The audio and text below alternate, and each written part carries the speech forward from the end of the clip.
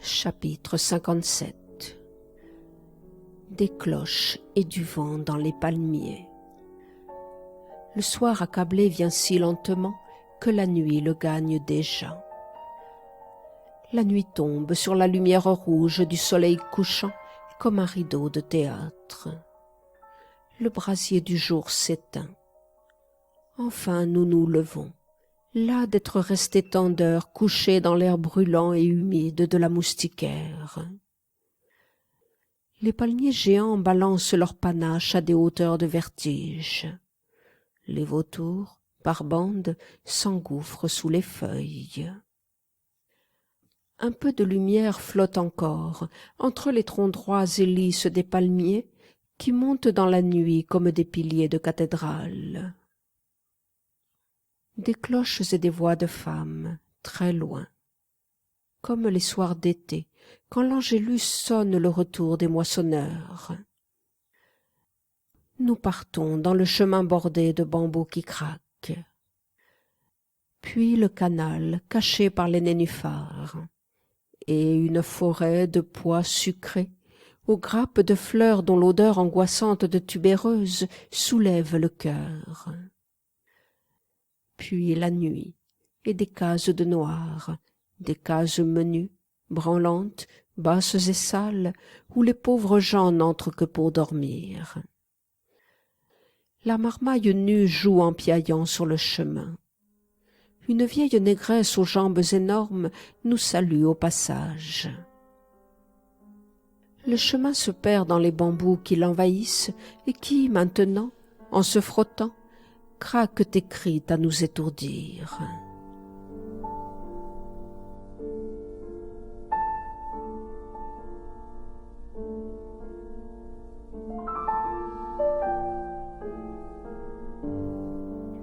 Chapitre 58. Sous les palétuviers, les caillements dorment.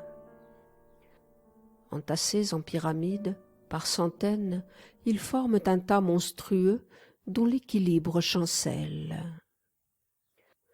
Voici de nouveau le soir humide. Des loutres s'ébattent dans la rivière.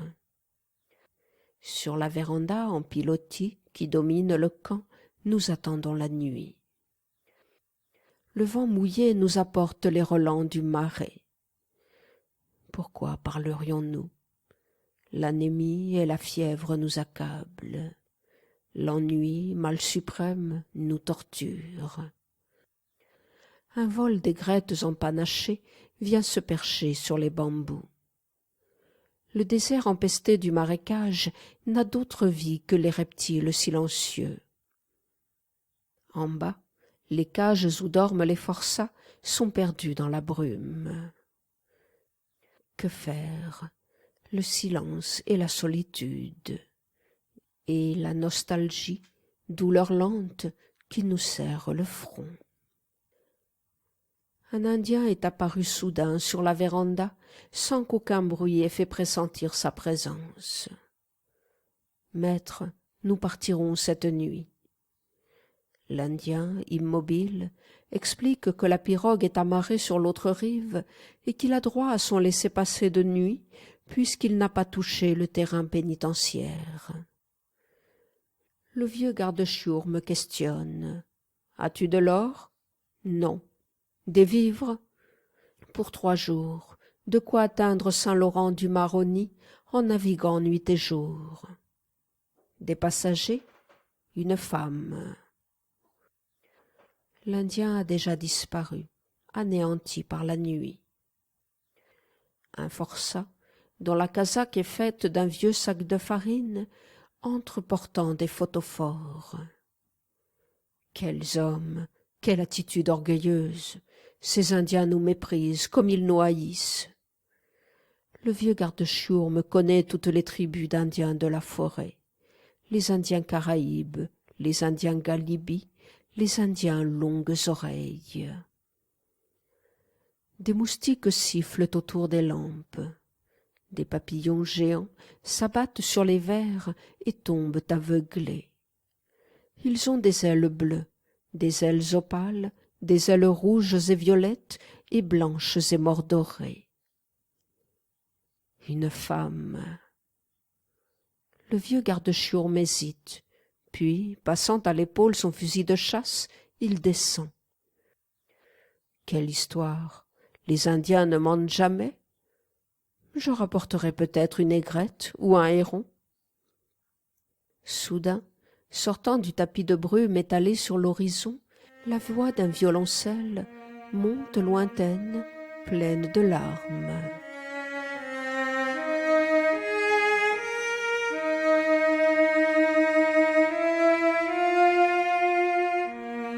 La sonate pathétique de Beethoven, une voix humaine qui tremble.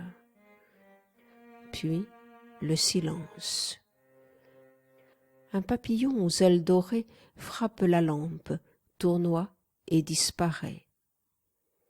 Derrière le mur d'ombre humide, la voix du violoncelle a repris sa phrase douloureuse.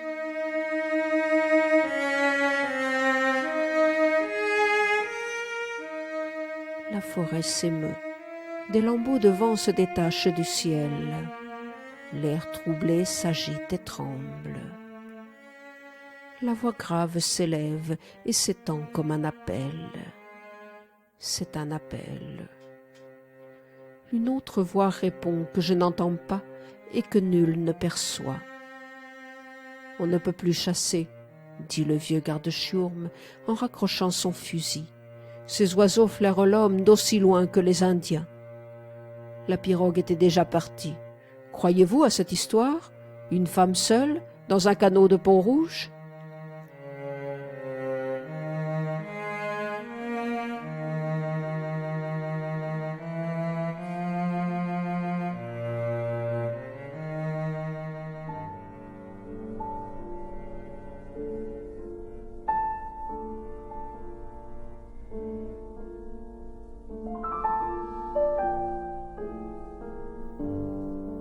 Chapitre 59. La vie sauvage de la forêt. Des cases de mineurs au bord de la crique, des sluices haut perchés sur pilotis, des chantiers sommaires de chercheurs d'or. Les Noirs se partagent, le soir venu, la récolte d'or. Ils dansent et chantent tard dans la nuit, quand la cueillette est abondante.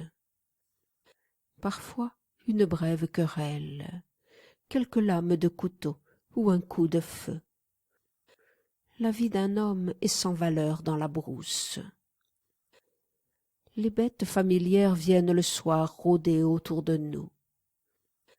Lily connaît toutes les bêtes de la forêt, le maïpouri, traînard, monstrueux et paisible comme un bœuf, le cariacou, gracieux comme un chevreuil, les pécaris qui passent en troupeau comme des sangliers turbulents, l'agouti apprivoisé, peureux comme un lièvre, l'agouchi qui est son frère, stupide et domestique comme le lapin, les tatous à carapace grise, semblables à des tortues et qui promènent une odeur de musc, les kouachis au long museau, la queue empanachée, qui grimpent sur les arbres à la façon des écureuils, et toute la bande des singes de nuit, tous les singes de Kipling qui farandolent autour de nous et qui sont doux, grimaçants et curieux. Lily connaît tous les oiseaux de la forêt. Au bord de l'eau, les flamands, les ibis rouges, les ibis noirs et les aigrettes fuient à notre approche. Lily seule sait les conduire au seuil de son carbet. Lily connaît le langage des aras. Les perroquets rouges et bleus, verts et noirs, parlent des langues différentes que Lily entend et répète. Et Lily connaît le lézard, Les iguanes amphibies qui vivent au bord de la rivière grimpent sur les arbres et se laissent tomber à l'eau au moindre bruit. La faune de la jungle répond à l'appel de Lily. Pour appeler l'agouti, le hocco et les singes, Lily siffle en plaçant sur ses lèvres une large feuille tendre, pliée à sa façon. Parfois, à l'appel de Lily, un jaguar, un puma ou un aigle accourt, croyant avoir affaire à une proie. Alors Lily, affolée, pousse des hurlements et s'abrite sous sa moustiquaire. Lily a horreur de la chasse et du sang. Lorsque notre créole cuisinier vient lui demander « Qui ça a mouché? Où les manger j'aujourd'hui là ?» Lily va cacher son fusil et déclare qu'on ne tuera pas de gibier. Ainsi s'écoulent les heures de la brousse. Rien de ce qui touche à la vie des hommes blancs ne saurait nous intéresser. Nous vivons, parmi des bêtes et des arbres familiers, la vie végétative des hommes d'autrefois.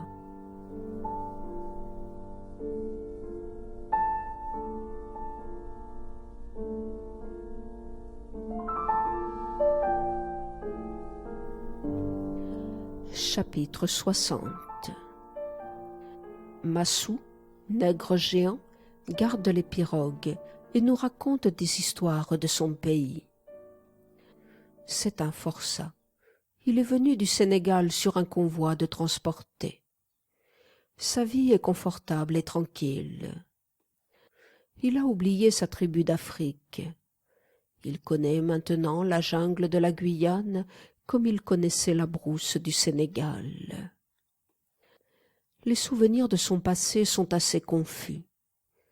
Un jour, il a été pris par des chasseurs d'hommes et conduit à Saint-Louis. Les juges blancs ont décidé qu'il serait condamné aux travaux forcés à perpétuité. J'essaie, en vain, de lui exposer qu'il s'agit là d'un châtiment. Le sens de la justice lui échappe. Il devient menaçant et réplique avec violence. Il est au bagne parce que le destin et les Blancs du Sénégal en ont décidé ainsi. C'est un sort heureux. La forêt est giboyeuse. La nourriture est abondante. Il est gardien, et quelle probité dans l'exécution de sa tâche. Si un forçat égaré approche des pirogues dont il a la garde, il le tue. Massou est mon ami, parce que ma cantine contient du tafia. Cette femme blanche, dit-il, qu'importe. Elle est passée avec les Indiens. Les Indiens sont des chiens. Ils volent le poisson fumé. Soudain, Massou a mis ses doigts écartés sur sa bouche. Ses yeux fixent quelques remous de la rivière. En rampant, il s'est glissé au bord de l'eau, et le voilà qui jette à un banc de poissons qui passe une nourriture mystérieuse. Ce sont des lianes enivrantes, les lianes au parfum subtil qui grisent le poisson. En un instant, des ventres blancs de poissons apparaissent à fleur d'eau. Massou s'engage à mi-corps dans la rivière et pêche d'étranges poissons aux yeux énormes dont la tête est plus grosse que le corps. Puis Massou chante, insolent et tranquille, indifférent à mes questions, absorbé désormais par le seul souci de la nourriture qu'il grille à même sur la braise.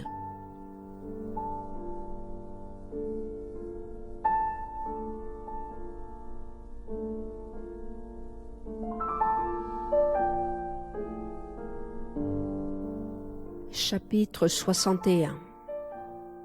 Les Saramacas ont campé sur l'autre rive du fleuve. La notion du temps leur échappe. J'essaie en vain de les décider au départ. Ils chassent. Les surveillants militaires ont donné à Lily une case qui emplit son cœur d'orgueil. Des tentures d'indienne, un lit, des fauteuils d'osier. Lily restera au pénitencier jusqu'à mon retour. Quelle fête de rester là de longs mois, oisive, et quelle joie dans ces adieux. Lily ingrate, enfant agile, ne m'abandonne pas au vieux garde-chiourme, chasseur d'hommes qui fait la chasse à l'inconnu. Lily, indienne aux yeux en amande, le cœur du vieux garde-chiourme s'est troublé. Comme le bateau, comme la mer, comme le silence, comme le chef Saramaka, le vieux garde-chiourme est désemparé parce qu'elle est passée. Tu ne sais pas que la forêt s'agite, tremble et pleure parce que la femme au secret est passée. J'ai trouvé un matin sur ma table des orchidées éparses. Maintenant, le silence est plus profond, la brousse plus obscure. La nostalgie, douleur aiguë, passe ainsi qu'une migraine. Je broie entre mes mains les orchidées grasses et sans parfum. Derrière la brume qui cache la rive opposée, on entend les chants très lents et monotones des Saramaka répétant de vieilles mélopées d'Afrique transmises par la tradition.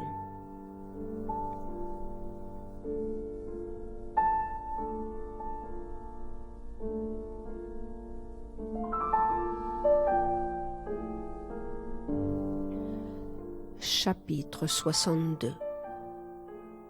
Il faut donner la chasse à ces Indiens, a dit le vieux garde-chiourme. Nous traversons un champ de cannes à sucre, où des forçats nus grattent le sol. Les champs de cannes à sucre étalent de longues pelouses qui descendent vers le fleuve.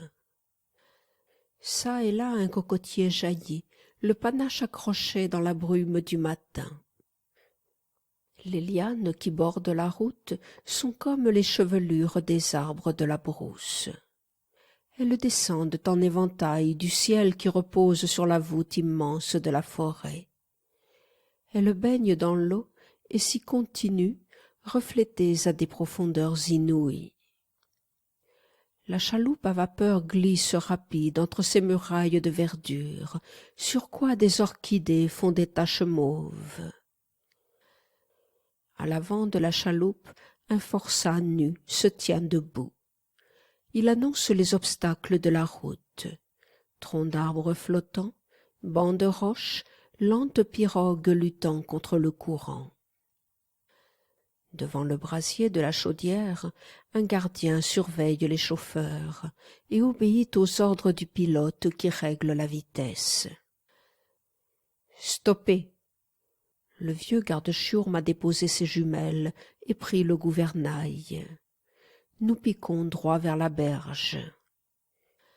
Ils sont là, à une portée de fusil. La chasse à l'homme va commencer. C'est une rude partie, dit le vieux garde-chiourme. La chaloupe amarrée à la berge, les forçats détachent la pirogue que les remous de l'hélice sont à moitié remplis d'eau. La pirogue est maintenant camouflée. Avec son épaisse bâche grise et ses rameurs accouplés, tirant sur les pagaies, coiffée de chapeaux de mineur, elle ressemble à une barque de placérien. La pirogue glisse silencieuse sous les palétuviers et gagne de vitesse les Indiens. Le soleil emplit la trouée de la rivière de souffles ardents qui courent sur l'eau comme les flammes d'un brasier. La forêt voisine respire à longs traits, bruyante d'une vie obscure.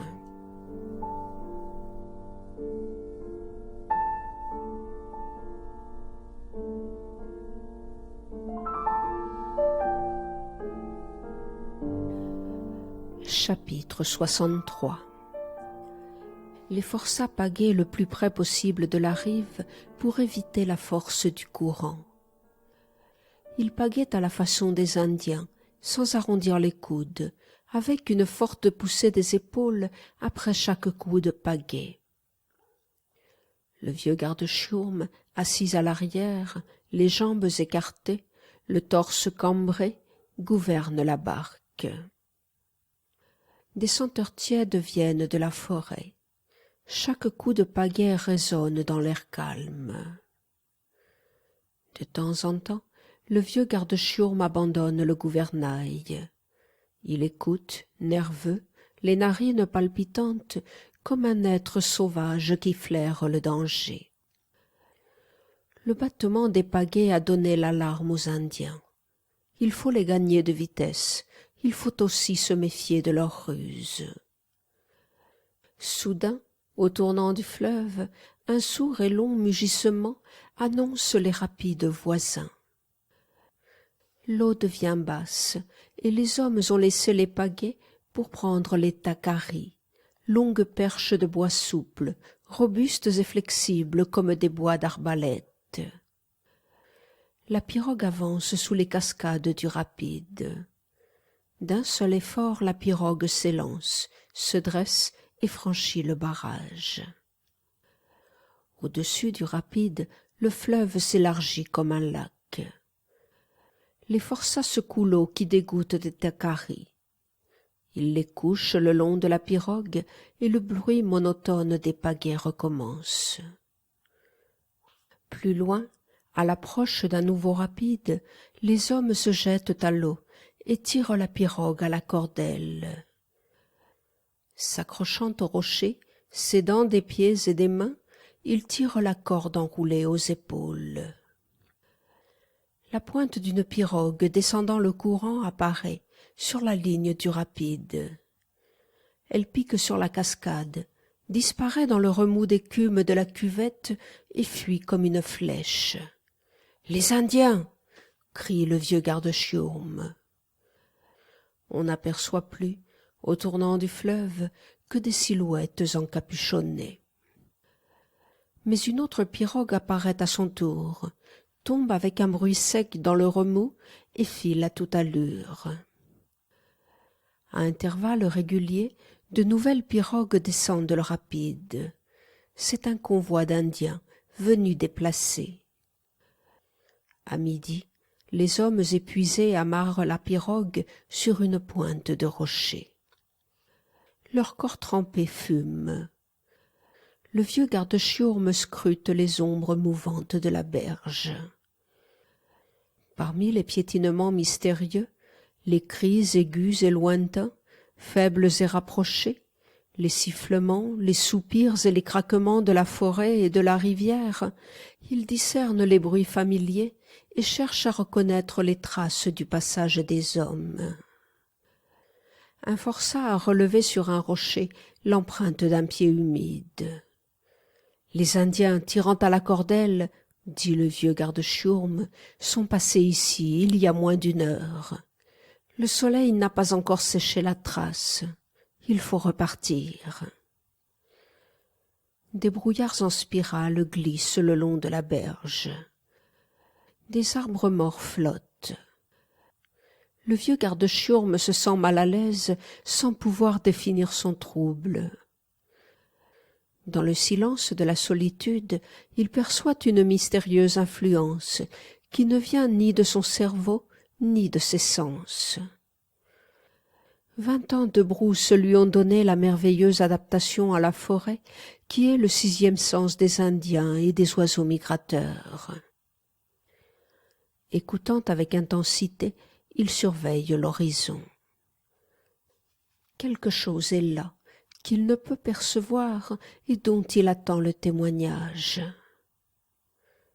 Jusqu'à la nuit, les hommes restent allongés sur le sol. Après avoir mangé, ils fument, puis, ayant recouvert le feu de bois vert pour que la fumée chasse les moustiques, ils se roulent dans des couvertures et dorment.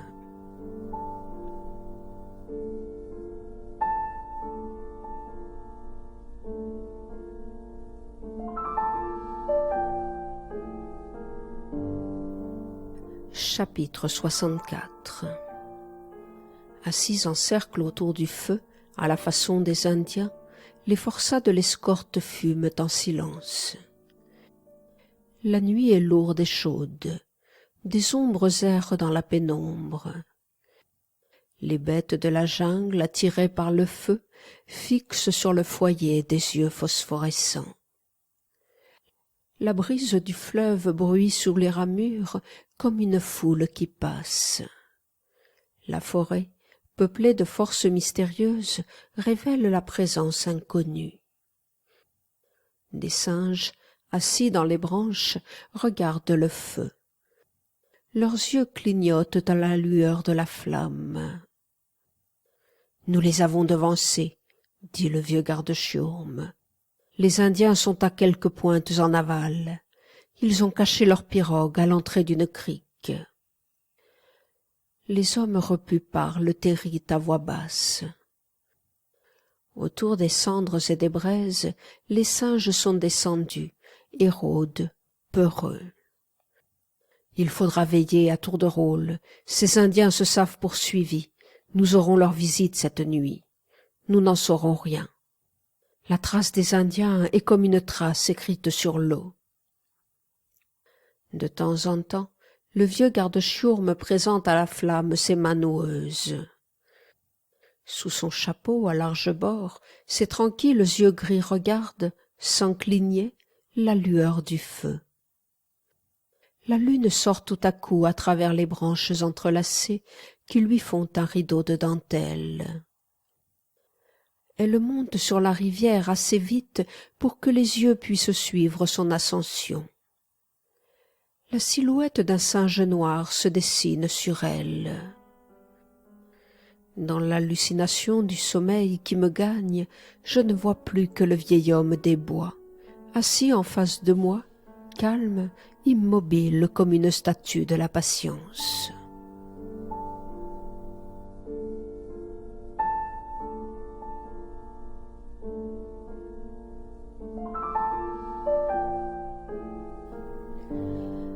Chapitre 65.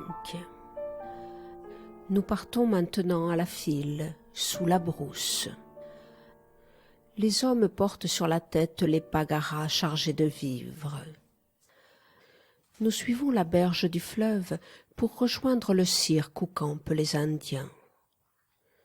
Fermant la marche, le vieux garde-chiourme surveille les traces de la piste. Il interroge les branches cassées et les entailles marquées au tronc des arbres.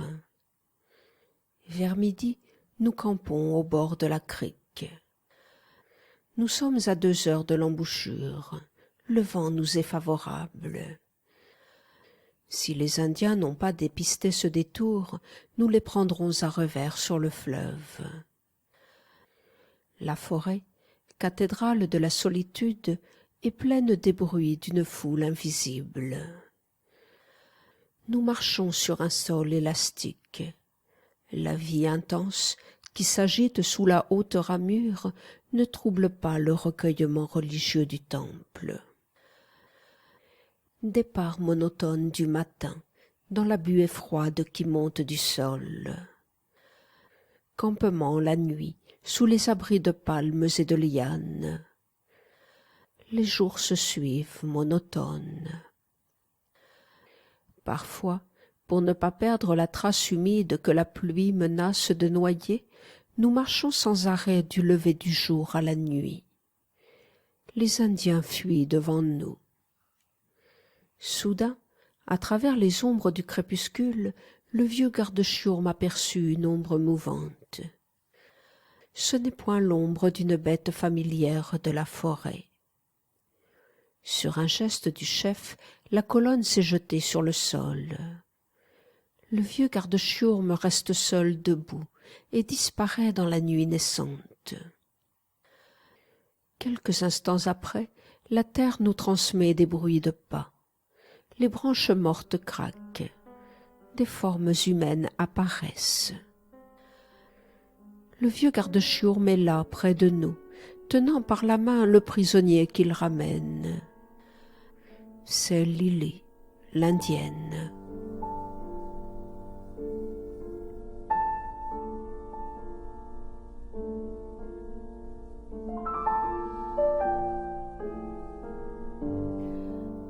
Chapitre 66. Pourquoi es-tu venu? D'où viens-tu? Comment feras-tu la longue route?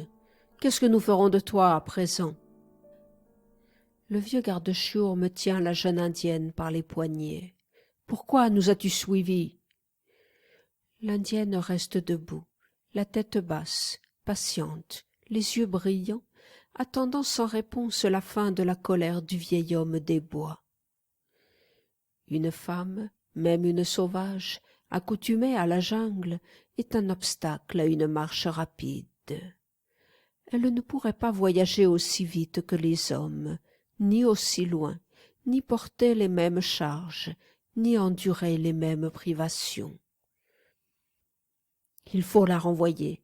Nous ne pouvons cependant pas l'emmener avec nous. Elle n'est utile à rien. Où sont les Indiens? D'où viens-tu? Étais-tu avec eux? Nous as-tu suivis sur le fleuve? Lily ne répond pas, indifférente et têtue. Cependant, les hommes roulés dans leurs couvertures se sont endormis sur le sol. La lune peuple la forêt de longues ombres. Lily s'est endormie sur le lit de feuilles de vara qu'elle a dressé elle-même. Depuis son arrivée, elle ne m'a point parlé. Ses yeux ne se sont point encore levés vers moi.